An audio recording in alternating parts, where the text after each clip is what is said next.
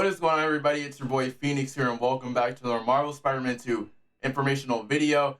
And in today's video, we got some stuff to talk about. We're going to be talking about which Spider-Man is more than likely going to be overrun by Venom in Marvel Spider-Man 2. So if you guys haven't already, make sure you go and hit that subscribe button and join the 77% of people that are not subscribed. And if you want to stay up to date with the latest Marvel Spider-Man 2 news, any other live streams and stuff like that, you guys know I'm over here. And so let's go over it. Let's go ahead and go over it. So, this article delves into the main points of Marvel Spider-Man 2 and Marvel Spider-Man Miles Morales. Though the entire Marvel Spider-Man 2 Rogues Gallery is still up in the air for those not working on it, the public knows that their fan favorite character Venom will be making his first appearance in the franchise. Two of a few more. No wonder then that with his much younger relationship with the Wall Crawler, Venom stands strong as one of Spider-Man's most notorious foes. Now, this is actually true because there's a lot of stuff that leads up to that. There's a lot of stuff that leads up to why Venom is the way that he is and why he hates Spider-Man. Now, this obviously delves into some more points. Now, it says right here, this is where it got me. Now, it says, but before Venom bonded to a different Earth-based host, its first introduction to the human race was through Spider-Man. Both Peter Parker and Miles Morales have worn the Venom symbiote in the comics at one point or another. This is the first time the two are going up against the villain in Insomniac's universe. The likelihood that one or both Spider-Men will don the symbiote is quite high in Marvel Spider-Man 2. But it pays to look at the Venom symbiote, look at what the Venom symbiote looks in a host and how each Spider-Man fulfills its desires. Now, obviously, for example, like all you're going to be asking yourself, this is what got me. Now, from the looks of it, I'm not sure what comic Miles got the Venom symbiote in, but I do know for a fact that he got it, but I just can't think of the comic. Now, the only reason why I'm saying this doesn't make any logical sense is because of the fact that, one, Miles has bioelectricity. So that would so to me, in my opinion, that would honestly rule out Miles from having the symbiote. Now, the only logical thing is with Peter, has gone through a lot in the game. So we could probably combo that with the loss of his Uncle Ben in the game, Aunt May, possibly a potential transfer of power that Peter doesn't know about. He's going to be upset about all these things. Now, what is the symbiote attracted to? Now, whenever it comes to what the symbiote is attracted to, as an alien, now here's the thing, whenever it says this, now it says, what is the symbiote attracted to? It is both attracted, now here's the thing with this, now seeing that they're both going to be in the game fighting Venom, this is what leads me on to this, okay? It says both of them are strong, both of them are very strong in their own right? Now, they both had like a whole bunch of trauma happen. And say, for example, with Miles, it was obviously, the death of Finn in the Marvel Spider-Man Miles Morales, and for the loss of his dad, Jefferson Davis. And on top of that, to mention, him being related to the Prowler is also involved in there too.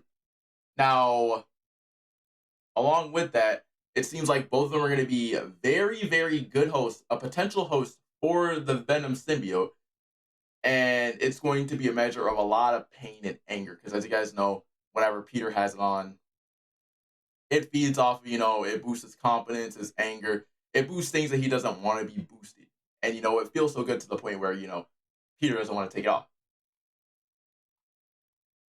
Now, the chances of Peter getting the symbiote is a very, very, very high chance, because obviously, he's going to be the star of the game.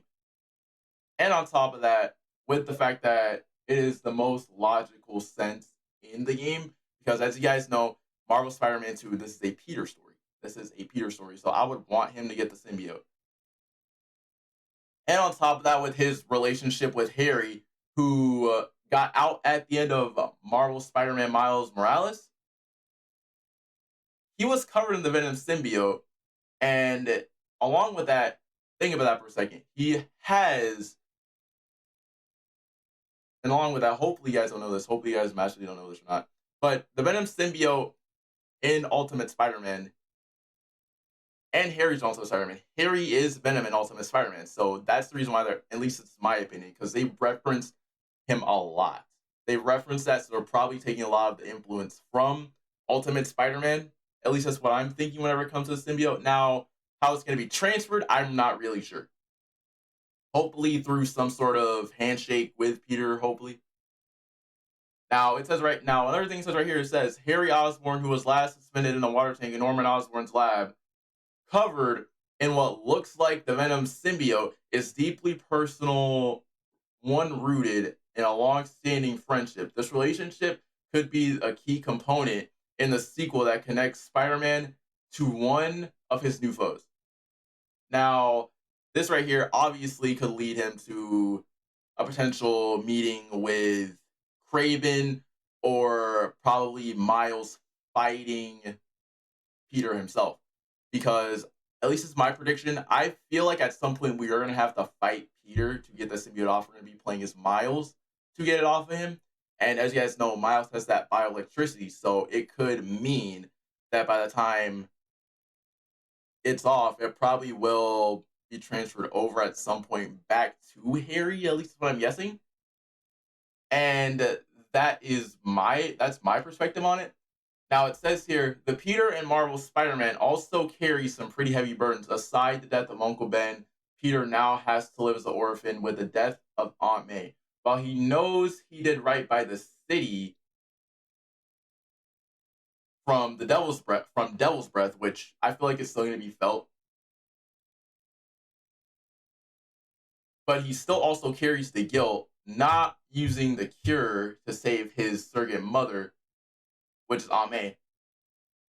Peter also feels remorse for some of his enemies, particularly Mr. Negative and Dr. Octopus. Both Martin Lee and Otto Octavius were close friends of Peter, and he undoubtedly thinks twice whenever he has to fight them. Apart from them being close people, he constantly puts in danger and the enemies he had a hand in creating, like for example, Doc Ock, potentially probably Lizard. From what I can, hold up. No. That's Tasm. My fault. Yeah, that's Tasm.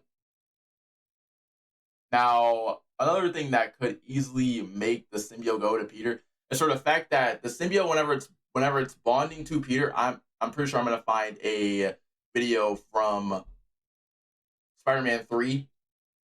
Since the Venom symbiote amplifies his dark thoughts, it could draw to Peter's strength as well as his emotions. Because now the thing is, you have to know that the symbiote feeds off of negative emotions. And the only way for Peter to get it off is for him to start thinking twice. Like, he's going to start thinking twice. He's going to be like, what the heck? I got to get this off. I got to get this thing off me. And it could drive Spider-Man to permanently end his enemies and push away those he loves in a quest for power. Peter might eventually find a way to rid himself of the symbiote, but his first few encounters with it will be met with a degree of curiosity and excitement. Now, I don't know about you guys, but I'm going to be excited because I love seeing the black suit. I love seeing, like, black suit Spider-Man is my favorite.